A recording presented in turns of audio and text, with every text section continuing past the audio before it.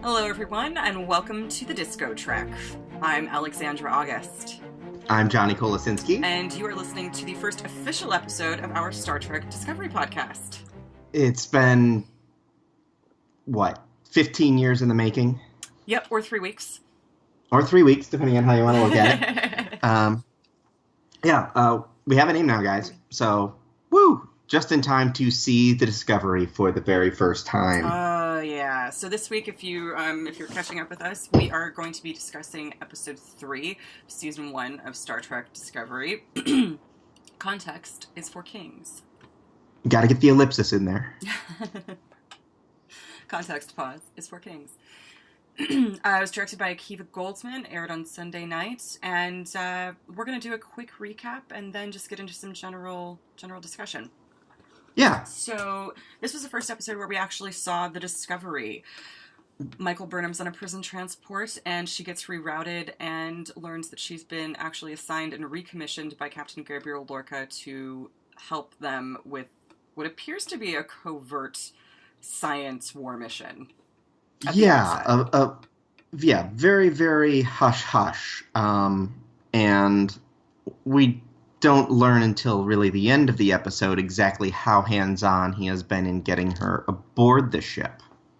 Yeah, and he has, in particular for her, not only for her set of skills and her intelligence, because what they're essentially doing is developing a way to travel across space that's different than warp drive, but making use of, as I understood it, and I'm not a mytologist by any stretch of the imagination, traveling along a web of spores, essentially. They're traveling through space and time using mushrooms. Yeah, essentially. So they're going to be traveling on this, they're trying to develop this, it kind of looks similar to the idea of Warp 10 in Threshold, which I'm sure you'll all recall as one of the more brilliant episodes of Star Trek Voyager. Yeah, it's if we have to put one episode on our Watch It This Week list, it's going to be Voyager Threshold, because that's a great way to make sure that no one ever listens to our recommendations again. Exactly. So essentially the idea behind Warp 10 that they talk about in Threshold is that Warp 10 means you're occupying every point in space-time simultaneously, so you can just kind of pick where you want to go and think, the idea would be that you just put in, okay, I want to go someplace 75,000 light years away, you press a button, you go to Warp 10, and you're there. And a lizard. Yeah. Unfortunately, it has some really extreme side effects, so they haven't perfected the technology as of the 24th century, but they're kind of working on something similar in the 22nd, because essentially what Lorca tells Burnham at the end of the episode when we find out what this is that it will allow them to basically appear in battle and disappear, so they can use this technology to sort of create a futuristic space blitzkrieg, and that's how they're going to win the war with the Klingons, because they can be anywhere at any time that they want to be, which seems effective. Yeah. So we find out Discovery's overall mission this episode, and that's what that is. Mm-hmm. Which also explains why you have multiple crew members from the Shenzhou on board, including, of course, First Officer Saru. Yeah, much of the B-plot of this episode is really just everyone kind of reacting to Burnham because she is Starfleet's first mutineer. And not only is she that, she started the war they're all fighting, and they all really resent her for it. Surprise, surprise. Yeah. Especially Lieutenant Stamets, who's played by Anthony Rapp. He is the astromitologist who came up with the idea of this kind of travel and has essentially been drafted into military service because his work has been co-opted by Starfleet to be weaponized, essentially, and he is not pleased about that. Yeah, he just wanted to be, little Starfleet mycologist, one of 85,000 scientists in Starfleet, and do his work and win the I'm blanking on the name of the Z, whatever the prize Daystrom one was. Oh, the Zagnus. The Z Mansfred? Yeah, I think they mention it this episode, and I wrote it down because the Z Magnus, yeah. Z Magnus Prize. From the Daystrom Institute, yeah. So he's been working on, that's all he and his research partner effectively have wanted to do. They've wanted to be on the Next Generation, effectively, but unfortunately they were born 150 years too early. They were born 100 years too early. So, there's a sister ship. The Discovery is a brand new ship, and she has a sister ship called the Glen, same design. Do we know what class Discovery is? I thought you said you We figured it don't out. yet. We don't. Okay, cool. No. So the sister ship, the Glen, is working on the same project, supposedly to up the pace of the research.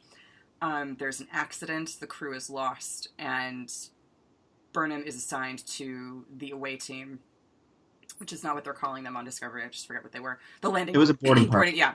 So she gets assigned to that boarding party along with the security officer we meet this episode, Officer Landry, her roommate, Cadet Tilly, and Stamets, and they go over to discover that not only is the crew dead, they've created some kind of weird creature that looks like it's out of Stranger Things that's terrorizing the ship, and we get... and everybody's becoming spiral.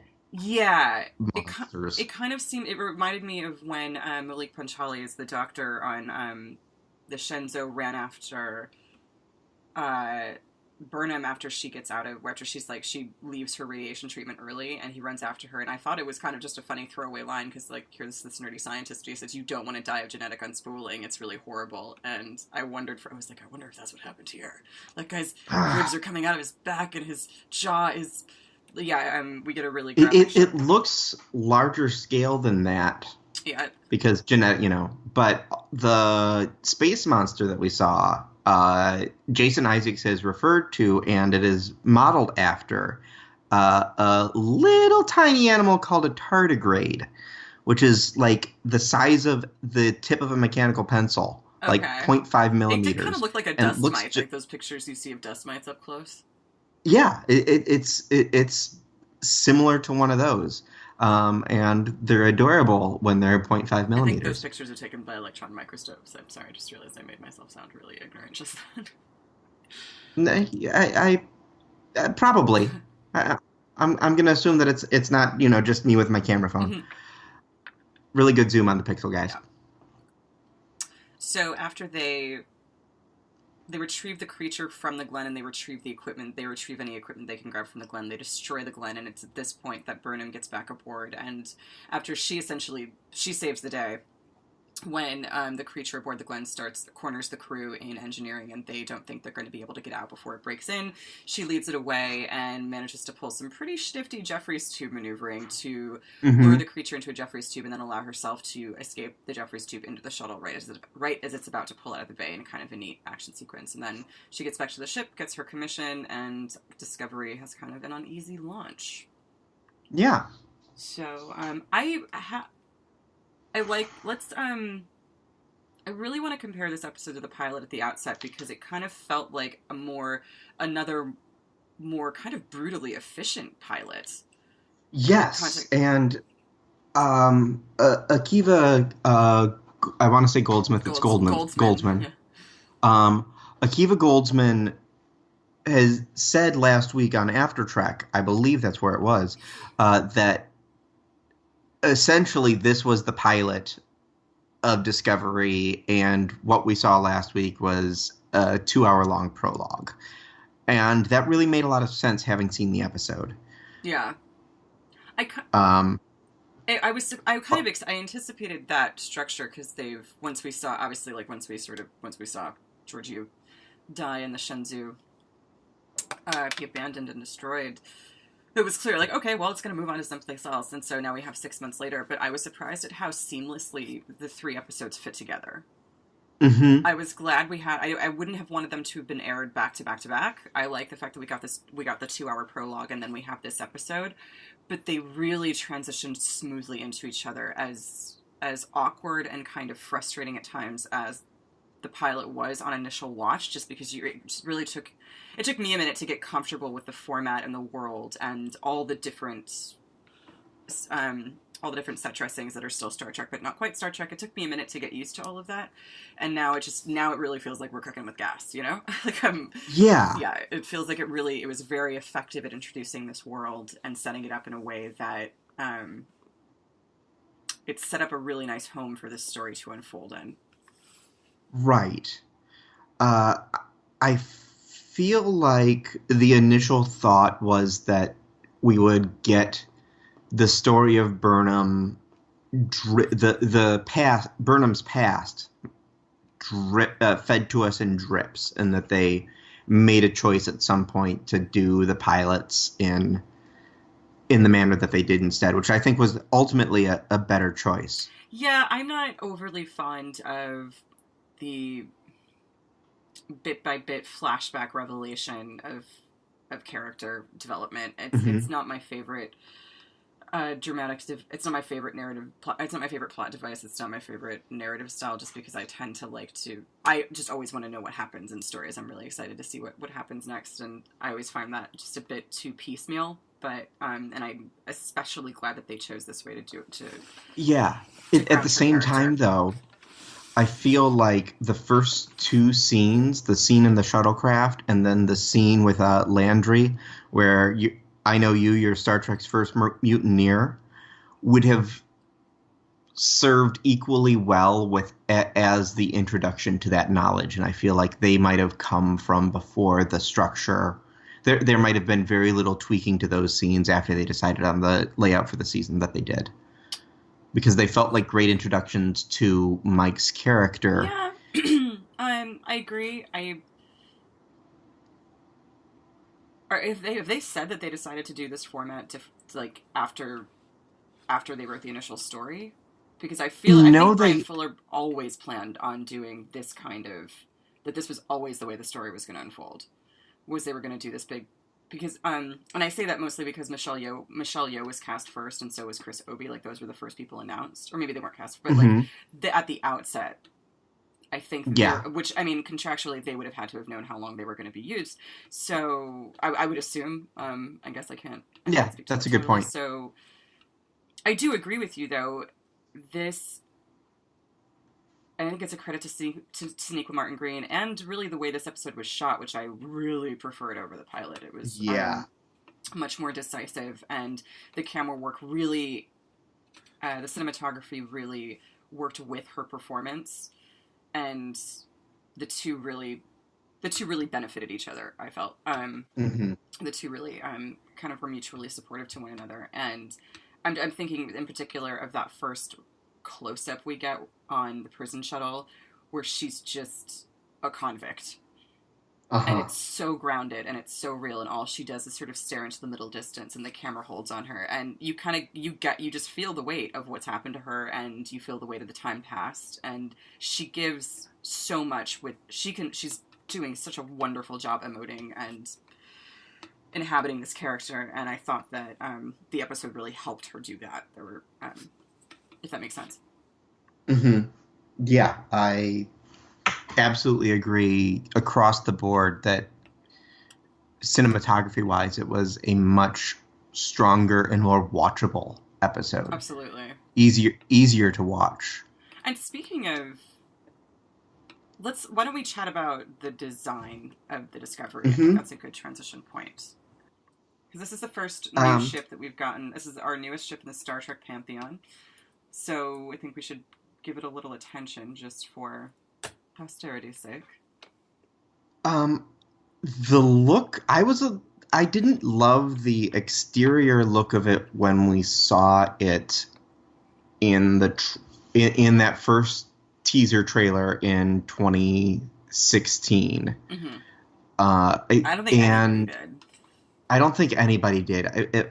But when we saw it fly in for the first time, it really worked for me as a design. You mean when they tractored the shuttle?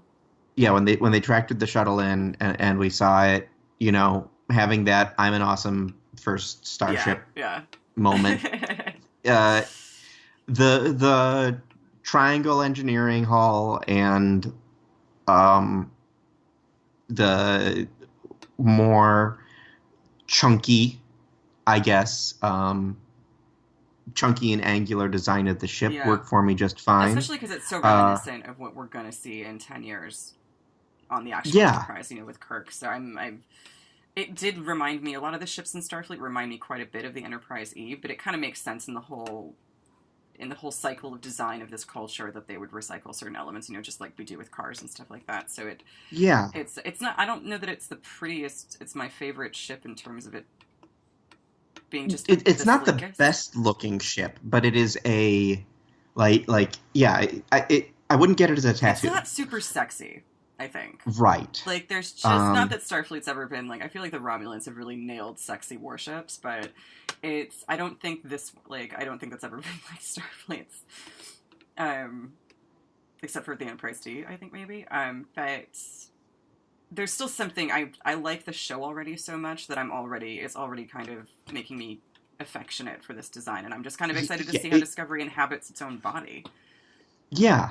It immediately felt like a starship, which I guess is the best thing you can say about it. I do like that it does feel like a science vessel, and I feel like that's kind of why they made it more of a compact, kind of less, sort of, like I said, sort of less sexy design, because it's not really meant for like speed and maneuverability and to be a warship, right. Though I'm sure it has those capabilities, and it is a new ship, I think we should probably point out. But it makes sense that it's a science vessel. That design suits it. As far as the hull cutouts goes, couple thoughts. One that I had and one that I saw was the one that I had was that it might be similar to the Miranda class, where the Miranda had that roll bar that you could add different extensions onto, essentially, where they could drop in another set of science suites or something like that to suit a mission. Oh, interesting. I didn't know that. Yeah, no, it's just a thought. Oh, okay. Of why those might be there, and then the one that I am stealing from Reddit is apparently in one of the acoudigrams. I guess they're not acoudigrams anymore, but one of the displays on the in engineering, you see either the cutouts moving, like rotating, or like the ring of the hull with the cutouts is rotating, or like Jeffrey's tubes going to it, or something along those lines. And I didn't catch that myself. It's a really mechanical ship. I think that's I think probably my biggest takeaway in terms of the design, and I feel like that's how they're kind of trying to mitigate this sort of the problem of it, just, the problem of time and the fact that, like, it needs to look modern in comparison to the original series for our audience's eyes, but in order to be faithful to canon, it needs to also be a little bit behind the original series in terms of Starfleet's tech and design. And I feel like one of the ways they're doing that without having it look super duper 1960s is by making the ship a little less sexy. No, a little less smooth. You know what I mean? Like, it's just a little more. It's got more rough edges, and it's not that it's crappy. It's just a less sophisticated design than we see in the 21st century series, which obviously is the point. But I like the way that they've manifested that. I like the fact that they've just chosen to make it almost like a more tactile ship. There were like physical toggle switches on the right, I guess, bridge of the shuttlecraft, for example. Right, but they look more practical. They look way more realistic than they ever did in it. So yeah, I mean, but again, like, in addition to that, just the idea of, like I said, the ship kind of feeling more like it has gears, and it's not these, it's not this kind of, I feel like I can relate more to the mechanics of this ship than I have any other ship. Any other ship in Star Trek. It feels like something that's closer to our kinds of... It feels more connected to sort of actual engineering, I guess. Which I suppose means it's working, the design. Yeah. I do like the starker feel of the hallways, and engineering itself, I don't really have a good feel for yet. Engineering kind of feels like an open office plan. Well, hang on a second, because I don't think that's engineering. I think that's an engineering lab. It's an engineering lab. Yeah, so that's a good point. Yeah, I noticed that because I was like, this is more like Data's lab. Super unimpressive. Yeah, it reminded me. Yeah, it very much looks like like we've seen stellar cartography, Data's lab, astrometrics, something like that. Mm-hmm. Yeah, that's a good point. So, I know, because at first I was like, that's really unimpressive. Then I was like, oh, because there's no warp core. We're not in engineering. It's engineering in the data crunching sense, and not in the this is where the engine is. Well, it also makes sense that like engineering would have several different offices on different decks, or an entire deck to itself. Like there's obviously not one central. So and engineering as a department makes sense. So I think But we've yet to see main engineering. We haven't seen main engineering. I'm kind of excited for main engineering. I've really enjoyed all the bridges we've seen. I like Lorca's ready room. I like the quarters. With his standing desk? And his tribble, his pet tribble. And his tribble? Did he have it fixed? It's going to be problematic, especially... Oh my god, I wonder if he did it just to, like, fuck with Klingons. Yeah, or it's a Klingon detector. If it might be fixed. Also, they don't spontaneously pregnant up until they're overfed. Oh, that's right. You have to feed them. I forgot about that. Yeah. So as long as he doesn't get it too close to his bowl of fortune cookies. No. Okay, we'll get to Lorca in a minute. But one thing I wanted to, I think, do you have anything else ship-wise you want to touch on design? Oh, just I like specifically these aren't carpeted halls, and it's somewhere that we're gonna be able to clean the blood up quickly. This is not a luxurious ship, no, by any stretch. Really, this is definitely probably one of the more military vessels. It reminded me. Oh, this is a good point for this. This episode really, really felt a lot to me like yesterday's Enterprise. Oh, to me it felt like Equinox. I think. Well, I mean, so like they kind of both work, just in terms of, but just the idea that like Lorca reminded me very much of the military commander Jean-Luc Picard that we get in that Bastard timeline, and the lighting was really similar. I thought about Equinox, but my brain I think moved towards yesterday's Enterprise just because the Discovery isn't quite so beaten down as the Equinox, but the sense of impending doom and the darkness and the Glen really reminded me of the Equinox, just because we had so many of those scenes on the Equinox where they were just where it was really it was really frightening, and it was really scary, and it felt like you didn't quite know who to trust in the Equinox, and it seemed like everybody was kind of losing their mind, and there was just this air of really creepy mystery and danger and foreboding, and that very much I felt, but on the Glen. Yeah. And I think we're going to see a bit of the Tilly Mike bonding in their quarters, and I do also like the Starker quarters. We talked about this a little bit in our pre-show discussion of what does it mean that Tilly is Mike's roommate, and I enjoy that a lot. And the layout. Did we talk about that in our pre-discussion? I don't remember. Yeah, we did. Why would a lieutenant commander have a roommate? Oh, you mean 2 episodes ago? I thought you meant today. I was No. I meant our pre-show episode that everyone else. Yeah, before we knew at all what we were in for. So, maybe now is a good time to touch on our new characters, because we basically rounded out the rest of our cast this week. So we didn't see the chief medical officer yet, but other than that, because that's supposed to be Stamets's. Yeah, Stamets's bow. Oh, okay. So I guess Malik Panchali really was just on for one episode, because I thought maybe he would show up on the disco. Okay, he might. Yeah, I have to. I need to look into that. I'm going to check and see who is confirmed not to return or was just going to be for the prologue.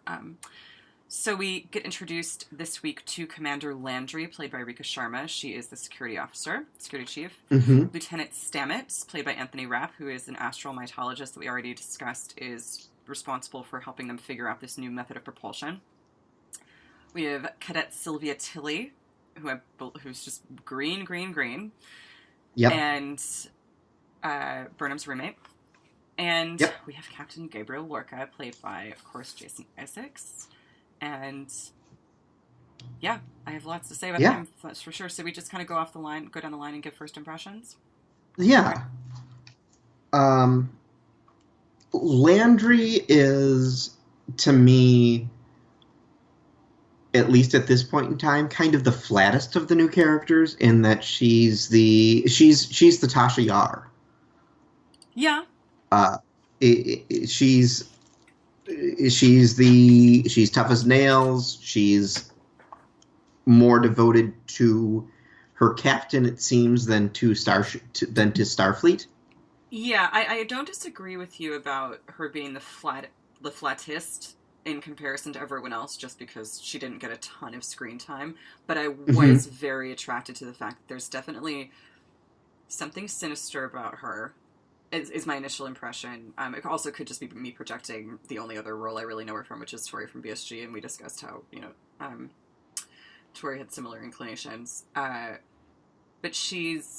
I like the fact that there's something clearly going on between her and the captain. What I don't know, if it's an unrequited crush, if she's just kind of creepily devoted to his, if she really likes his warrior side, and if she's a soldier and she's really excited to get to war, and so she's really excited to be serving under a guy who's clearly an aggressive commander. I don't know, but I found that really intriguing, and I hope she hope she's not as predictable as she could be, because I feel like... Yeah. I think she's in... I guess flattest was not quite the right term. I don't... most right on an archetype. Yeah, I think she just wasn't super dynamic this episode. She's just sort of... episode, this is, she's one note for now. Yeah, she's definitely coming across as Lorca's attack dog. And she's definitely got hidden depths, so we just didn't really get to plumb those depths much this episode, and she was frankly kind of annoying. But I kind of want to talk about her treatment of Burnham and the other officers, because I really want to talk about sort of the nature of this Starfleet, this atmosphere on ships, but in a minute. Okay. So, and then, how did you feel about Stamets?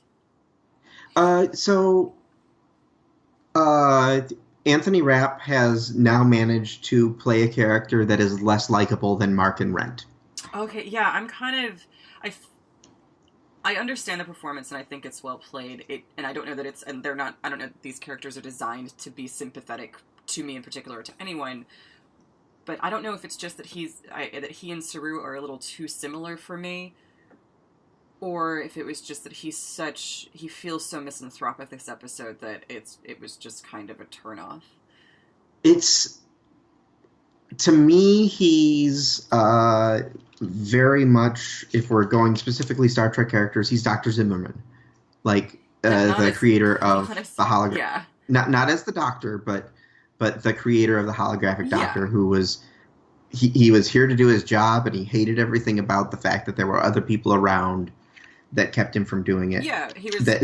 or were helping him do it. Yeah, he does not like hell as other people for Dr. Zimmerman. And it was really funny, because Robert Picardo is, a brilliant comedic actor. But, this is like a less, if possible, a less pleasant Dr. Zimmerman. Yeah. Though I was very moved. I get, it's interesting, I get why he's unlikable, and I don't necessarily want to spend time with him, but I was very moved by the fact, by his story, and by his very real and justified resentment of Michael Burnham, because her actions effectively co-opted his entire life, and then, to his perception, I think eventually is what gets his friend killed. And I get his resentment, and I thought that was a brilliant layer of nuance to pile on to what is all the internal conflict that's going on in the ship. Yeah, and it's not just that it was his resentment of what it did to his career, but like you said earlier, he wants to be on Picard. He wants to be a scientist on Picard's Enterprise, and if he was living in the 24th century on the Enterprise D, he could hang out in the mycology lab all he wanted. He's so happy, and be so happy, and just have to come on screen twice in 7 seasons to talk about mushrooms. Yeah, this guy's just not a warrior. He's not really an explorer. Well, he's an explorer, but he's here to fulfill Starfleet's he thinks now, at this point, I think Starfleet and the Federation's mission of diplomacy and exploration is lip service. And I think part of the real resentment too is that he probably bought into that when he signed up. And now it's kind of like, and I not to be flip about this, but his story reminded me a little bit of people who joined ROTC before 9/11 and then all of a sudden realized that they'd be serving in an actual conflict when we hadn't had one in such a long time, that it was like... When it stopped being about peacekeeping. Yeah. And started to be, when it stopped being about you doing, weekend warrior work or reserves work and started being actual soldiers, I think, people were caught off guard. That I feel like I get that feeling from him, and it doesn't, it does inspire sympathy, but he is unpleasant. Yeah, he's absolutely unpleasant. But I have faith we're going to see more of him, and I think once we get to see his partner, we'll see him soften a bit. Part of this episode, I think, was designed to show you just how miserably awkward Lieutenant Burnham's journey is going to be from here on out. Yeah. Interesting thing about Paul Stamets is he is named after a real-life mycologist named Paul Stamets. Oh, cool. Who is a Star Trek fan, and was on, if you watch After Trek, which is Matt Mira's post-show on CBS All Access. He was on there this week, talking about mushrooms. I knew that, I'm so glad that it paid off that this, the fact that they kept calling him, the fact that they really kept hitting on the fact that he's a mytologist. I'm glad that it's paid off, because they needed to sort of wet people's palates with that, because I do not have a background in molecular biology or quantum physics whatsoever. So the fact that I was already kind of thinking about this was helpful in wrapping my brain around the eventual reveal of what this mission is and what these things do. And I still don't think I totally have it, but I'm looking forward to seeing more from Stamets in general, because this was provocative for sure. My only negative as I don't really like this guy, but I don't. More a character. I felt like when he was trying to be asshole funny, calling Burnham the lurker and things like that, to me that fell a little flat. Yeah, I noticed people on Twitter talking about all the Mean Girls stuff, so I guess we can talk about Tilly too here now, because Burnham is so unwelcome on this ship, and everybody feels the need to make that known to her. She gets into a fight in the mess hall with her fellow convicts, and everyone pretty much goes out of their way to be like, hey, thanks for this. And her roommate, Sylvia Tilly, is just bright-eyed and bushy-tailed and so excited until she learns that Burnham is actually Michael Burnham, the mutineer. So when Burnham is assigned to work with Lieutenant Stamets in engineering, she tries to go work at a station next to Tilly, and Tilly's like, you can't sit with us. Yeah. There was a lot of... And people on Twitter kind of really referenced the Mean Girls aspect of this episode, and I think that's being a little hyperbolic with it, but it was a little... The sort of social ostracization of her felt a little forced. Yes. So, to me, that was much more okay from Tilly, partially because it was funny, than it was from Stamets, because... Yeah, he should have his shit more together. He's the ranking officer. I see what you're saying on that. And I'm only willing to go so far and to give him an excuse of just being to give him the excuse of well, this guy didn't sign up for this, so he's not going to be a model Starfleet officer. I'm only going to go that far because Starfleet Academy is established or Star Trek's established time and time again that you have to be elite in many areas in order to enter and finish Starfleet Academy. So you have to, at least that's the idea. That's why Starfleet is Starfleet. That's why it's elite. Scientists are also supposed to be good warriors and good soldiers as well. Yeah. And so I'm willing to suspend I'm willing to sort of allow for the fact that this Starfleet is definitely rougher around the edges than what we're used to, but only to a certain degree, because then it takes away... Because it's still Starfleet. Yeah, and the Federation's really dorky. They have to have some guns to back it up, so you can't take away that Starfleet's elite, or else it's just a bunch of nerds flying around, and I'm not going to believe the Klingons would lose to them. So. Speaking of... how did you... This, I think, leads... How did you feel about Tilly? I'm curious to know your reaction to her. I liked her, because... So, we get that character on every series. We got Wesley Crusher. We got Ensign Kim. We got Dr. Bashir. Dr. Bashir is probably my favorite of the, bright-eyed, bushy-tailed. And, of course, Chekhov. Yeah. Oh, and of course Chekhov. But she felt the most honest of all of them, even if it did feel a little out of place. I hope that she is not the only, comic relief in episodes. I hope that they grow and recognize that, yes, Star Trek has comedy in it, and that's sometimes why it works. Mm-hmm. And that it's not, we have the kid that we get to make fun of. But to me, it was a more honest Wesley Crusher, and I liked that a lot. Yeah, it really felt that I see that I'm kind of two minds about it. I think it's a much more, I'm going to use the word nuance a lot because I really, that's honestly what I think. I think that's the real gift that this show is bringing to the franchise, is the level of nuance they're going to be able to bring to scenes like this, or to stories. And I thought that her character was beautifully brought to life, and I think it's a great performance. It did the trope of having this sort of cynical, disillusioned conflict rooming with the bright-eyed, bushy-tailed green cadet who's naive and optimistic. That seemed a little played out to me, but I feel like this show has been pretty good at delivering on the unexpected, so I think there's going to be more to her, and I'm excited for what's more. I'm not excited to watch Commander Burnham be her, social and professional mentor. That just doesn't really interest me, because there's no stakes in that relationship. Burnham's at heart, I believe that Burnham's a good person, and she's going to, I think if that were the issue, it would be 10 episodes of oh, surprise, surprise, they become friends. Obviously they will, in that capacity. I'm wondering if she's not. We already saw them develop a friendship in that she was honest. Yeah, and had the conversation about Amanda, and let's assume Spock and not Sarek. Sybok.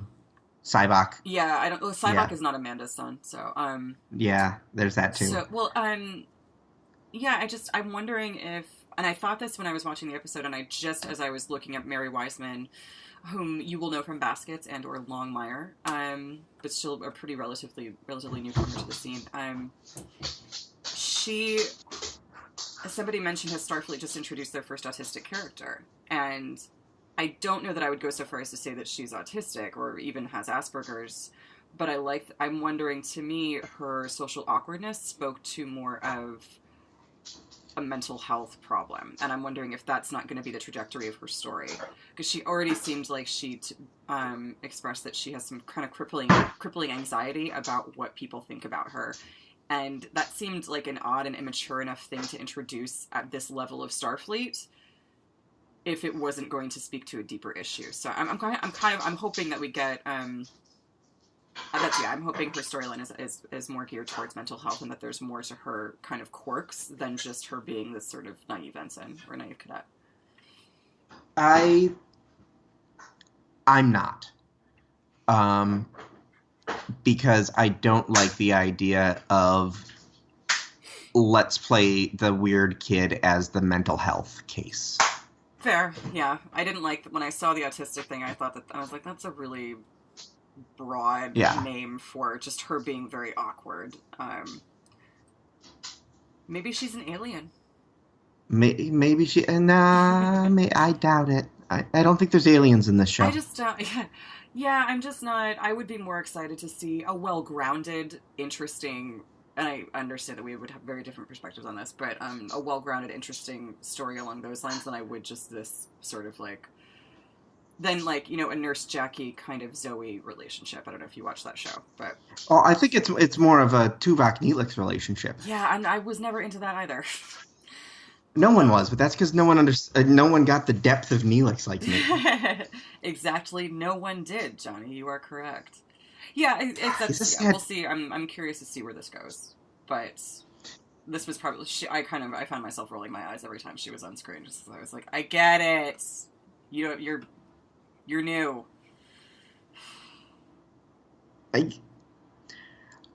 I'm interested to see what the I'm going to be Captain someday. Yeah. What the foreshadowing of that is. See, that's why I think there's more to her than this whole thing. Yeah. But we'll have to wait. Did she just get it in a fortune cookie? Yeah, like... Is it in all the fortune cookies? You'll be captain one day? Or like if she's like, Commander Lorca just likes to mess with her, like he just trolls her every night, leaves one by her pillow. Site-to-site transports fortune cookie to her pillow. Computer site-to-site transport. One fortune cookie to quarters Alpha 443. Or she's like that Leonardo... What was the Leonardo DiCaprio movie where he's like the imposter? She's just like... Catch me if you can. Yeah, like she's just a crazy person, but she's very, like, she's managed to talk her way into Starfleet, but she's actually delusional and has created a person... I don't know. That would be very zany. Oh, no, that's... Okay, you're combining Catch Me If You Can and Shutter Island. I don't know. This show is very ambitious, Johnny. I feel like that they could attack the storyline at that weight. And finally, let's talk about my personal new favorite character, Captain Gabriel Lorca. I thought you were going to say the shuttlecraft pilot. Oh, R.I.P. Or do we even know? We do not know if that poor lady got picked up by the tractor. I am going to... Yeah, I have things to say about that and I tie into Captain Lorca, but let's go broader Captain Lorca conversation first. I'm tickled pink that this guy's our captain. I love that he is morally ambiguous. I love that he clearly has some balls. I love that he is not our typical high and mighty, high-minded Starfleet captain, that he's clearly willing to get his hands dirty. I don't know how I'm going to feel about that in 8 episodes. It might make me really disillusioned with this version of Starfleet. We'll see. But he is just so interesting and so multi-layered, and I don't know if I trust him. I love how manipulative he is. I like how he ends... I tweeted right after the show that he and Pressman and Jellicoe would all get along really well. Which one's Pressman?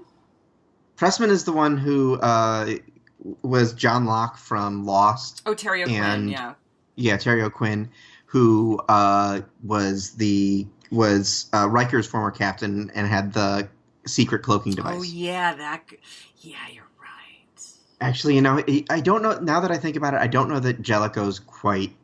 Jellicoe is more of a Landry guy. Yeah, if you're not familiar, folks, if you don't have our encyclopedic knowledge of Star Trek The Next Generation, which I wouldn't call it encyclopedic. I'm going to call it encyclopedic because I put a lot of work into that show in junior high, so I'm going to give myself that title, and you should too, my friend. I'm just giving myself room to be wrong sometimes. Good point. I might be setting myself up for a big fall.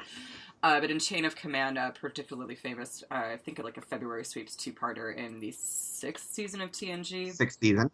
Yeah, there's 2 storylines. One, Picard is famously captured by the Cardassians and tortured by Gulman Dread.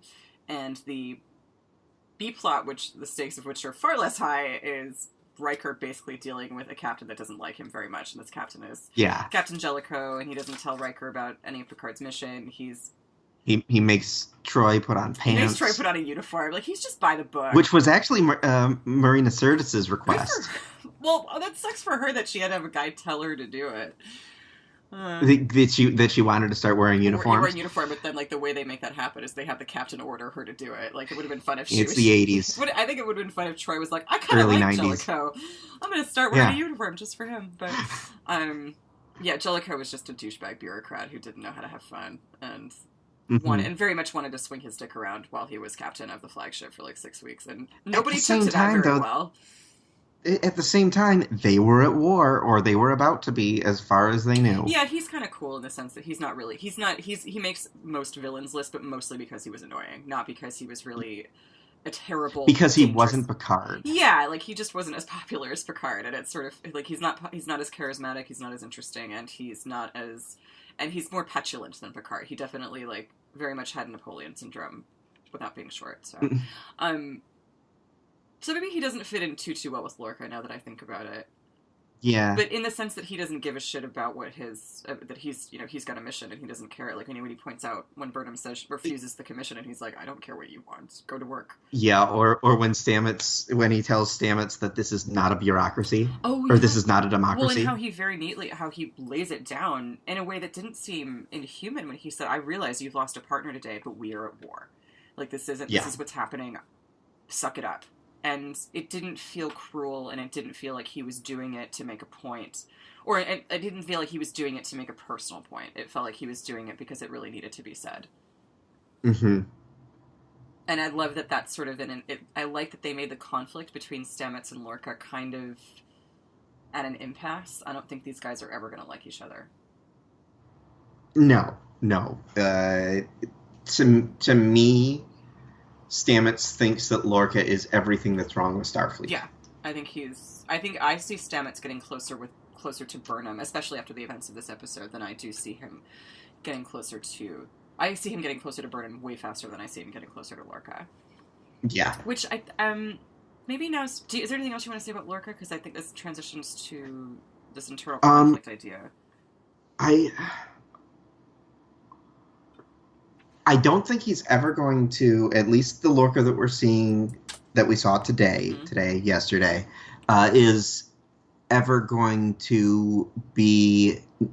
There's not going to be fights of Picard's my captain, Janeway's my captain, Sisko's my captain, Lorca, yeah. But at the same time, I think he's going to be great to watch. Yeah, I don't know. I'm already feeling like Lorca's my captain, but that may just be because I've always had a crush on Jason Isaacs, and looks to be not stopping anytime soon. I also feel like he's channeling Tom Hanks. Not in a bad way. Oh, I didn't pick... well, great. Now I'm not going to be able to unsee that. Thank you. That's what I'm here for. I ruined Star Trek for you. Took me 15 years. That's what our whole friendship has been predicated on. Zeroed in on me that first day. I've been playing the long game. One day. I'll teach you to like something I like. That's why women don't like Star Trek. Because we make them Jerks stop like liking me. it. Yeah, over the course of 2 decades. Yeah. I think I think my feelings about Lorca speak to my overall feelings about this whole sort of third pilot, effectively. I'm just excited to see more. All he did was make me curious. Mm-hmm. I love that I don't trust him. And it's such a weird feeling to have about a Starfleet captain that you don't trust them. I hope that the lack of trust doesn't, and I guess this does go very well into our next segment, I hope that it is not a 7-season lack of trust. Yeah, there's a lot of, I think, yeah, this is a good time, I think, to start chatting about the nature of this Star Trek's Starfleet and the environment and the atmosphere and how it compares to that of other series, because it's a pretty stark contrast, I think. Evidenced by just the sheer amount of internal conflict within the crew. That's pretty unprecedented.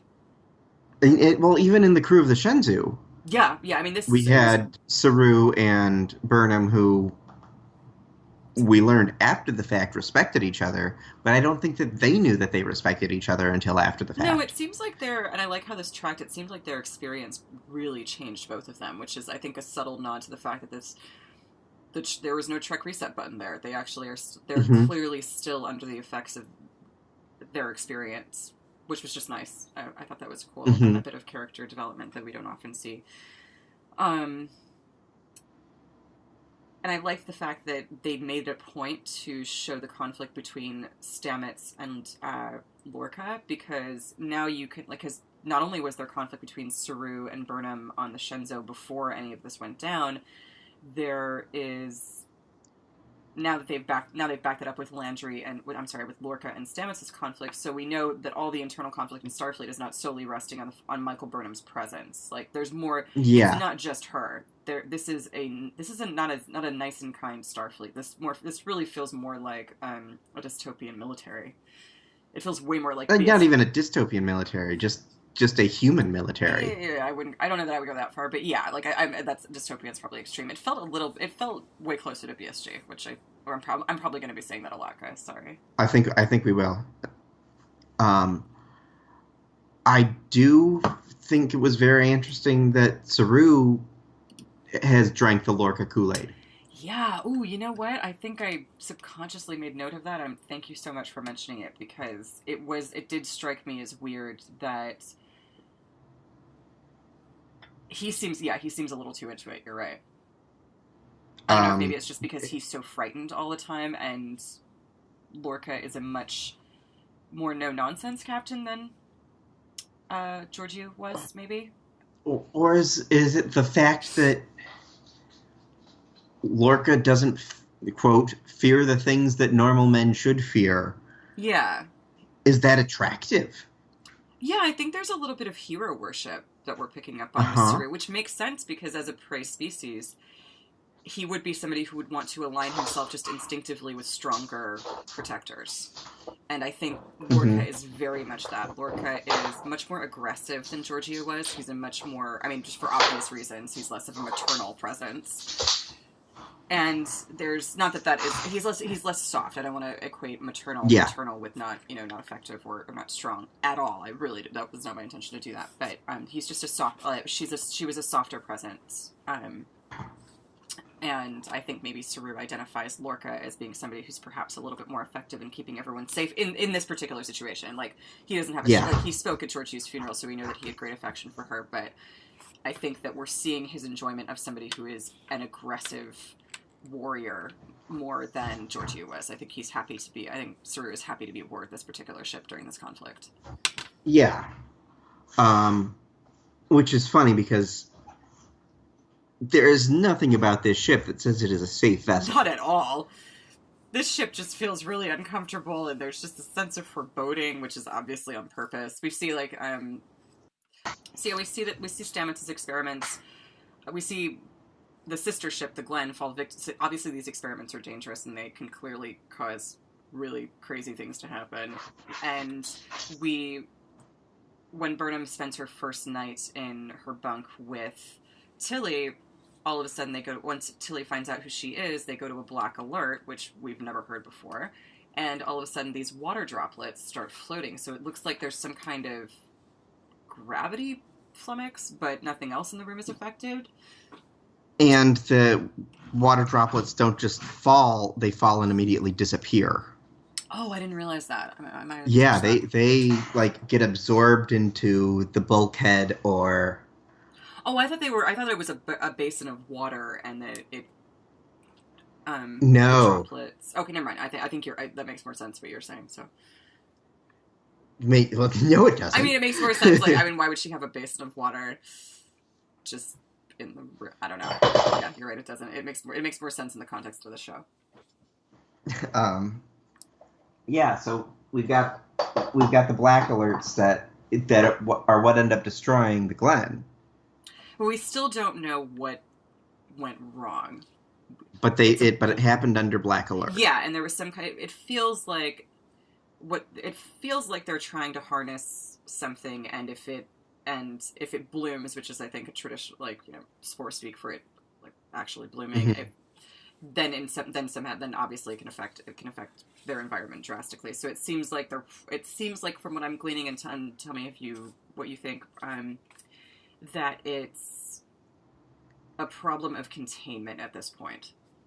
That they're trying to harness this awesome power, and they're not doing it. And because maybe they're rushed, or because they're under so much pressure, these accidents are becoming common. Yeah. I think that... So we've got the dozens of different spore tubes that Lorca pulls one out when he's giving Mike the display, and I think it might be, these are spores that have been or are connected to these other places, and so that's how she's getting it was kind of like a warp there. Yeah, well, that's why I mentioned, that's why it made me think of Warp 10, because she just, blink and you're in Romulus, blink and you're here, blink and you're in Alteria. It was... Yeah. I love this. I'm loving that this is the exploration we're getting. That we're not necessarily seeing a new part of the galaxy, and we're not really seeing a new time in Star Trek. A new alien of the week. But this is a wholly new concept for Star Trek. Yeah. So I know that there are people out there, and I say this kind of in reference to the people out there who are frustrated with the fact that Star Trek made yet another prequel as opposed to really, boldly going into the future. And I think that they've satisfied that need in me with this storyline. And I don't think that it's going to end well. That's okay. So this kind of goes back to this discussion of the nature of the Starfleet and just kind of the overall.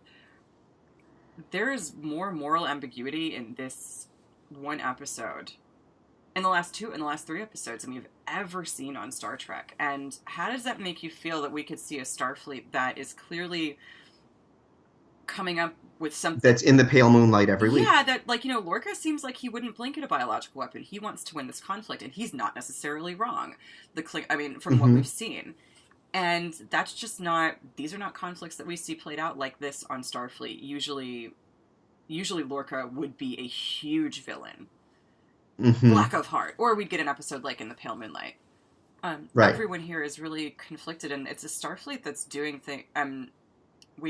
I think that we saw Section 31 on the ship this week.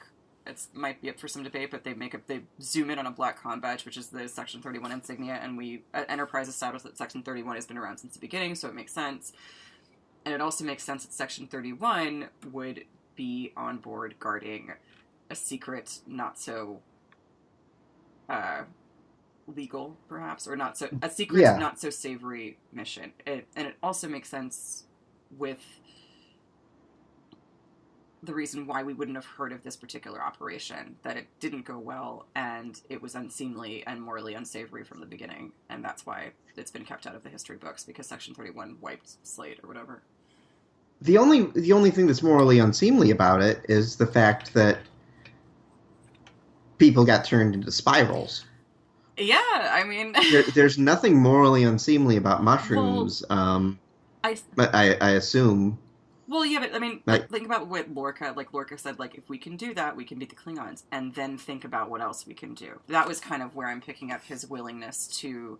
Oh, I thought his what else we can do is entirely exploratory. I thought it was exploitative.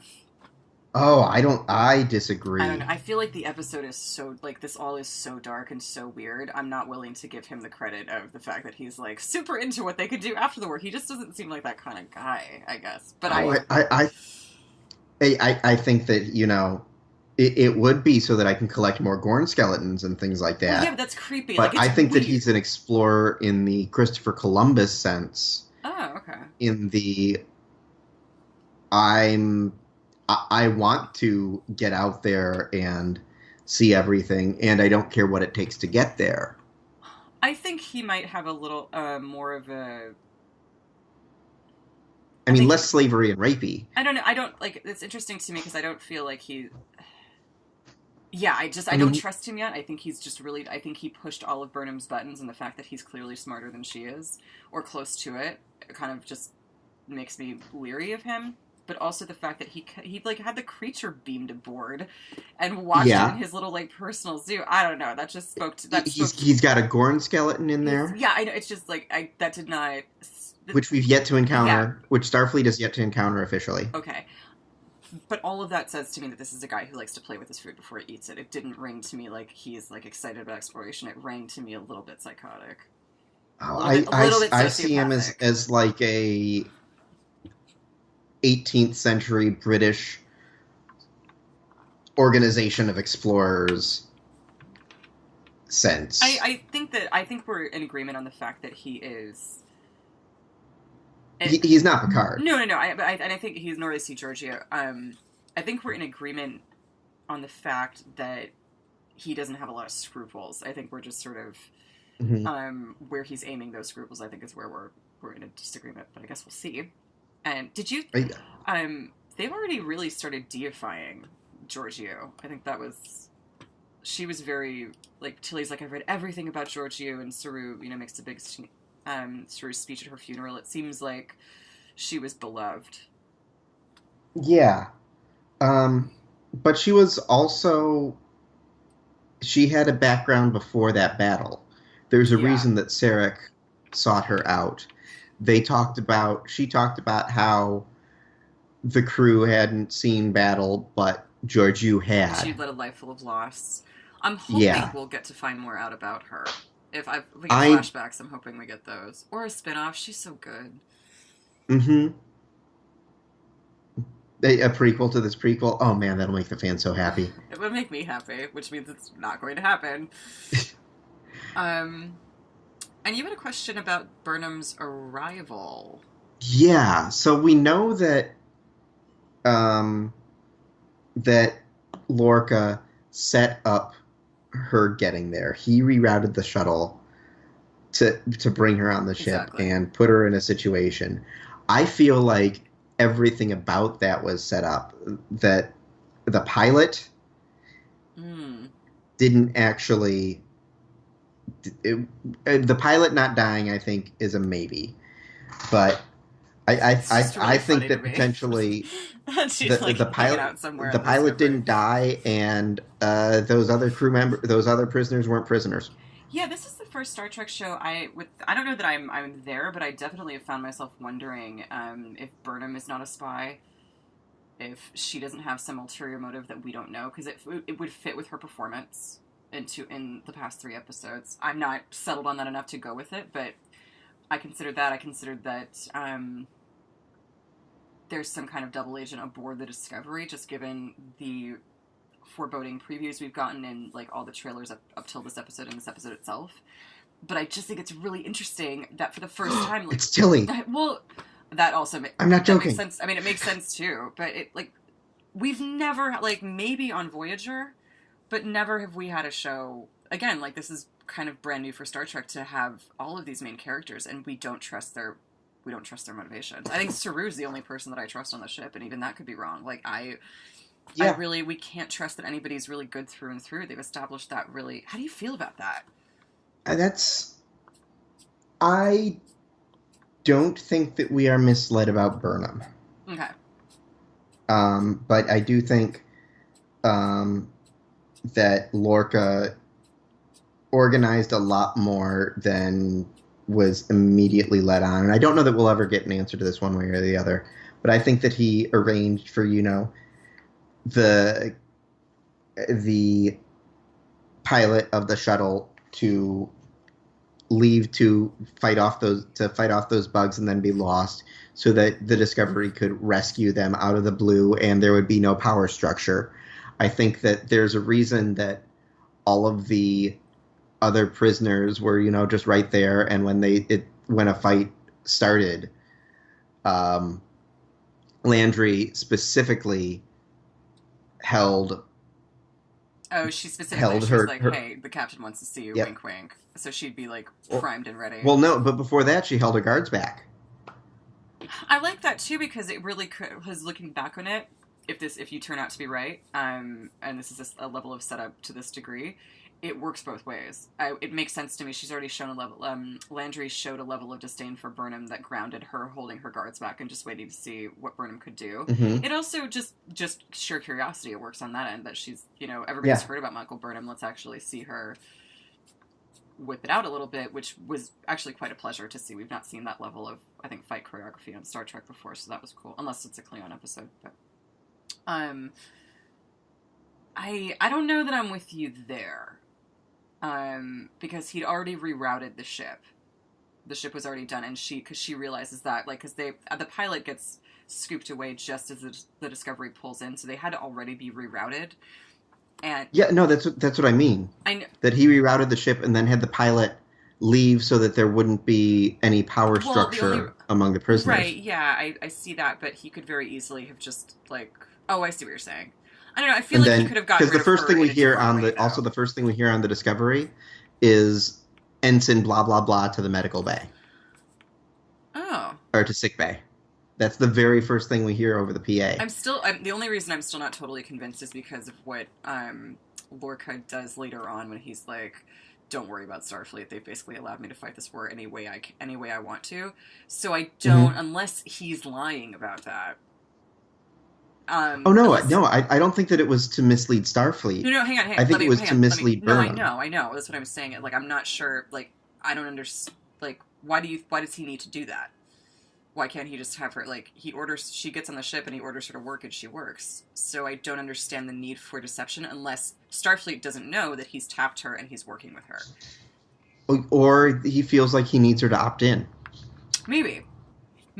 Yeah, I think there's definitely more to... You've definitely convinced me that there's more to her arrival. Yeah. He needs her to opt in, or he needs to see her tested under fire. Yeah. we'll see. We'll see. Yeah, gosh, I'm excited. I'm excited not to know what's gonna happen. And I was also really excited to see that TVMA rating on there, and then to hear Commander Burnham yell, "Shit, that worked!" It felt very much, this is probably just because I've seen season 7 of Walking Dead very recently, but it felt a lot like her character on Walking Dead. And it was just kind of, which is just a fun mental place for me, because Star Trek doesn't usually get that rough, but... It worked for me. Yeah, I'm very much enjoying, like I said, the sort of prestige nature of this Star Trek that we're already getting. We're getting just more nuanced story, really a story that treats its audience like adults. Mm-hmm. And that's what I think, as much as I love Star Trek, it does make it difficult for me to rewatch with, for anything other than sentimentality's sake, because the narratives sometimes are dated. The structure is dated, and also, too, I mean, having watched something a gajillion times, you feel to stop, you stop being surprised, and I think later on impressed by the story. So yeah, this has been really gratifying. Mm-hmm. Should we move on to, or do you have any, favorite scenes or moments that we haven't touched on, or?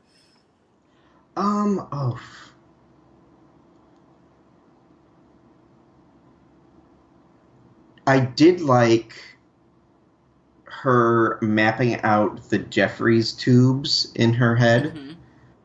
It to me, that was a kind of a callback all the way to the first episode. Wow. Well, also, too, the idea, I just love the fact that, they're treating all of Star Trek's elements, the sort of, cast-off elements were we know there are Jeffries tubes all over the Enterprise, and, the crew can get in them when they need them, but there's no, the structure of them isn't really defined, the purpose is less defined, except for just, access to certain ship systems, but I liked her use of Vulcan logic, that we saw that parsed out this week, last week. I like how they actually made practical use of a Jeffries tube, and we're okay, this is, how you would implement your design knowledge of the ship to save your life. And it was a more active, more grounded use of a Jeffries tube than just, somebody on Next Gen, hopping into one because the Borg are chasing them or something like that. Right. So I like that a lot. And I think I'm going to always like Lorca and Burnham. I'm not shipping this by any stretch of the imagination, but that last scene between them when she totally thinks she's got him dead to rights, and she's like, "Listen, Mr. Mm-hmm. Chemical Weapons Man, I'm not here for this. I'm still Starfleet." And he's like, "Shut the fuck up and come with me." Yeah. And it was great because she was she had me pretty convinced that's what he was up to, and then he just flips the script on her in this brilliant status change. It's just a great scene. These guys are awesome together. They have phenomenal chemistry already. Mm-hmm. And I can't say enough about the standing desk. More than anything, that makes this the Star Trek of the 21st century. I really hope. Oh, man. I hope that when we do see sickbay, we've got the chief medical officer sitting on one of those gigantic yoga balls. Or an ergonomic, they repurposed Worf's, ball chair into, an ergonomic back chair, you know what I mean? The chair that he sits in, that chair that made the rounds of a bunch of different Star Trek shows. Just like that dress that Troy wears that episode when she ages really rapidly, it shows up a bunch on DS9. I don't remember that one. Oh, it's just a really gorgeous dress. She looks it's when she's aged to the point where she's basically a really handsome woman in her late 40s, and she's got a gorgeous gray streak, but she's also a psycho because the guy's been dumping all of his negative emotions into her. Okay, cool. That was a dope episode, everyone. You should check it out. I can't remember the title of it, though. It's the episode where a telepath kind of screws with Troy. Yeah. That one. I do miss, and I'm going to say this a lot, I miss Majel Barrett, but... Sorry. Yep. I only see it written down. I'm such a pronunciation brat. I shouldn't, that's not important. I should not nitpick my very good friend and co-host. I love how I really feel like they played with Lorca's characterization here, and they tried to make you... I think they intentionally made him a little bit enigmatic, because he has these moments of kindness and insight. Like, when he tells Burnham, he's like, when he talks about how Burnham did the right thing, that she took action in the battle at the Binary Stars, and how he looks at what she did. He's like, yeah, you didn't... You saw the right thing to do, and you didn't let regulations stand in your way. And then he has the line, has our titular line where he says, universal law is for lackeys, context is for kings. Which can go wrong really quickly, but you don't, it didn't, I don't know, I think that we get this sort of wonderful and noble side and committed side, and you get the sense that there's altruism within him. But then they introduce him, and he's in, like, a darkened room. He might as well have been listening to opera, talking about how he's got an old war injury, and how he needs to turn the lights up slowly, because he wants to keep his own eyes. And then there's, like, a tribble. And also keep the mystery. Yeah. And I like that he recognized the humor in it. Yeah, like... And then, along with that, there's a tribble and a bowl of fortune cookies on his desk, because he's kind of a weirdo. Like, I love it. Well, they explained the fortune cookies. Yeah, but still. Who the fuck, because they want to remember that their family... because they want to remember that their family used to have to make a commercial living, keeps a bowl of fortune cookies. Like, come on, that's weird. I like it. And not just that, keeps them uncovered and unwrapped. Yeah, like, those are going to go stale. On a ship full of mushrooms. You are really leaning into this mushroom thing. This is going to be a recurring joke, huh? It's they're making a point of it. I'm going to let them make that point. Shoot, I had a actual thing to say about Captain Lorca. About Captain Lorca, and lost it because of the mushrooms. Oh, well. Just say no, kids. Just say no. I think that's probably a pretty good point to cut her off. There's one specific thing that we didn't mention that I want to touch on, and that's Alice in Wonderland. Oh, yeah, thank you for... Yes, that was awesome. It was awesome, and before people say, oh my god, why did they decide that blah, blah, that she's being read Alice in Wonderland, Star Trek the Animated Series. There is an episode where they run into a bunch of characters from fiction. Good story or insight to be heard after Star Trek the Animated Series. Star Trek the Animated Series. And it is brought up that Amanda used to read Spock Alice in Wonderland. I didn't know that. Deep cut, Johnny. Deep cut. Deep cut. Well, and I'm actually, thank you so much for bringing up Alice in Wonderland, because not only was that a brilliant touch, and a very Star Trek literary reference, frankly, just kind of falling down the rabbit hole, which was beautifully... It's something they've referenced many times. Really? I don't remember... I remember a lot of other references. There's an original series where they end up chasing a white rabbit. Oh, okay. There's... And quotes from it have shown up more than once. I mean, yeah, that makes sense. This is the first time I was... I guess conscious of that. And it added another layer of her story. Like, she was so dejected at the beginning of this episode, and now at the end of it, you feel like she's had a little bit of her faith restored in herself, and now she's almost excited for what this strange mission's going to bring. Mm-hmm. And it was unsettling but exciting, which is, I think, kind of where this Star Trek needs to live if it's going to be relevant in today's television climate. It can't be as naive and hopeful and idealistic. Not naive. I don't want to call previous Star Trek naive. I don't think it can afford to be as idealistic as the previous series and still survive in this particular television landscape. I don't know that I agree that it can't afford to, but I will agree that it is not going to try. Yeah. I think that there is something to be said for television that is rooted in hope. Oh, I don't want it to turn dystopic, and I want it to stay rooted there. I just don't think that it can do it to the degree that it did in previous series. It needs to still have its hard corners. Yeah, and it's, and I think that's going to be... lack of carpeting. That's kind of what that's sort of my only concern, is that they're going to take it a little bit too far, and this is going to get a little too dark for Star Trek. Because that's not, I have Battlestar Galactica for dark sci-fi. There's a lot of dark sci-fi out there. Yeah, we have The Expanse. Yeah, I keep referencing the 10-year-old show. But, thank you for being current. But, and we have half the cast of The Expanse in the first scene of this episode.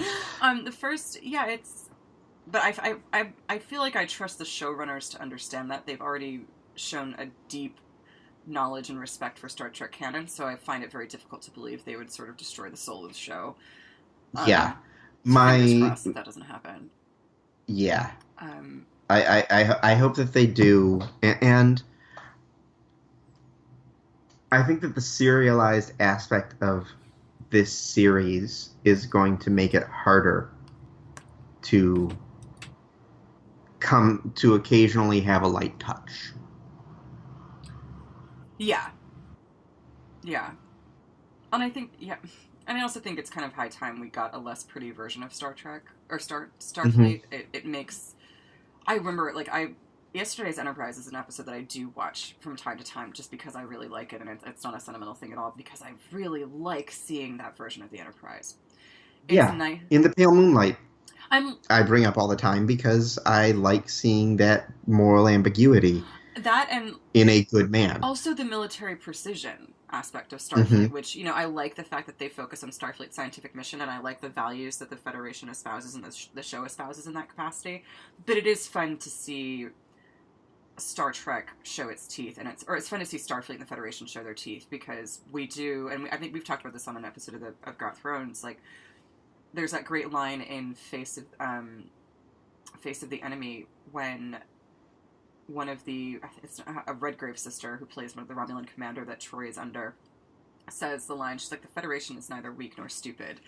And the perception of the Federation as a strong power to be reckoned with by the Romulans is sort of, to me, felt like a little legitimizing, because the Federation tends to be kind of namby-pamby in comparison to their enemies, just in terms of their way of life. And it's nice when you can see, it's nice when the show points out the fact that, like, yeah, the Federation espouses these high-minded ideals, and they are willing to defend them, and the Federation is able to do that in a moral way. That, like, that's really the brass ring that the Federation's managed to come up with, is that they have these high-minded ideals, and they've managed to defend them in ways that don't compromise those same ideals, I guess. And is this going to be the series where they discover that they can do that?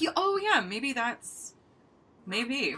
Because we've already, at this point, I'm really intrigued that they are...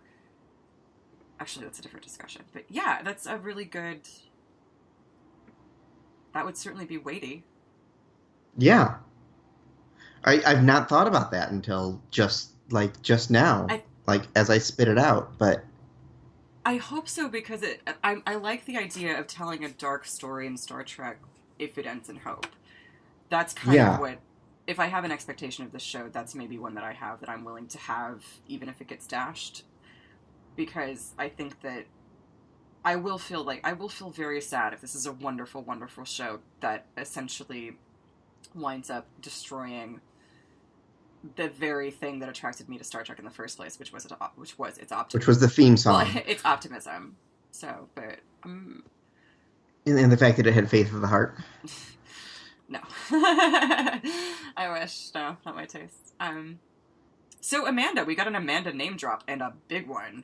Like, this is clearly, if you didn't think Amanda was important before now, Amanda is...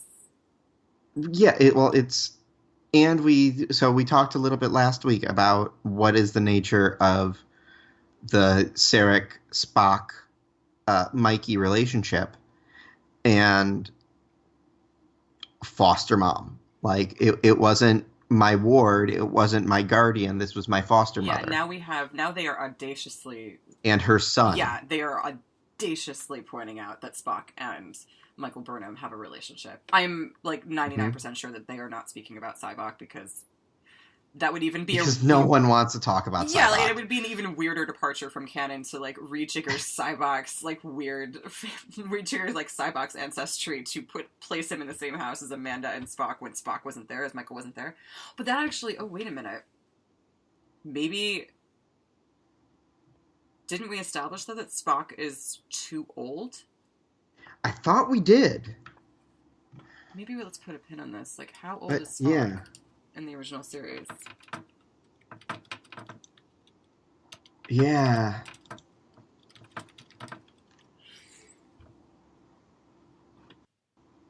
Um, 35 years old. So We were wrong about that. I think we said episodes ago. I was wrong. Yeah, I think we said 2 episodes that Spock was around a century old, and he is by the time of the events in the original series, but that is not true. He is mid-30s, so puts him perfectly in line to share a house with Michael Burnham. How they're going to ground that in canon, we don't know, but I have faith. I am enjoying this so far. All right, so next week we've got "The butcher's knife cares not for the lamb's cry." I don't know what that's a quote from. Really leaning into these titles. Yeah. I am enjoying them, but I feel like the titles are kind of a wink to the campiness of the original series, and I'm not mad at it. Yeah, they did do those sorts of titles a lot more. They're sort of... I mean, I guess we also had, like When the Bow Breaks and the best of both worlds. Starship Mine. Yeah, they're in the pale moonlight. They're clearly having some fun with this. The Magnificent Ferengi. They're clearly having some fun with this, which I enjoy. There's just the whimsy aspect of that. It tickles me. Yeah, I feel like I only saw the quick, the quick teaser for the episode so far. But is this the one where we first see Mudd? I think so. There's a very quick flash of somebody asking for help on a distorted view screen, and it appears their ship is damaged, which is a pretty Mudd way to get on board a starship, is to pretend that his ship is damaged and then fake a rescue essentially, or demand a fake rescue. Yeah, so, given I think it's Mudd. I think it is. Lorca's proclivities, I think he and Mudd will get along nicely. Or they have a shared history and went to college. Or they have a shared history, and it's where Lorca gets all of his weird crap, pays for it in fortune cookies. Yeah, Mudd just walks in with a big bag of fortune cookies. You will not I don't know how many more of these I'm gonna be able to find. They're getting more expensive. All right. Well, folks, we'll be back next Tuesday morning with our discussion of The Butcher's Knife Cares Not for the Lamb's Cry and whatever incredibly melodramatic events that refers to. I think it's going to be a lighthearted romp. It's going to be a card game. Yeah. We're going to play poker. Yeah. So, we will we'll also come up with more information about where you can find this now newly named The DiscoTrek. We'll have information about where you can find that. We'll be setting it up under its own iTunes stream sometime in the next week or so, and we will be very vocal about that. We'll probably maybe record an announcement and put that up on the stream when we actually get everything over there. Does that sound like it? Yeah. Yep. So keep your ears peeled. If you follow us on Facebook and Twitter, you'll also get all of this information. So if you follow @GotThronesPcast on Twitter or Facebook.com/GotThrones on Facebook, you'll get all this news, and we'll let you know where everything is and when we get other social media and other stuff set up for this new podcast called The DiscoTrek. Yep. Cool. Yay! Thanks so much for tuning in, folks. We'll see you next week. Yeah. Bye-bye.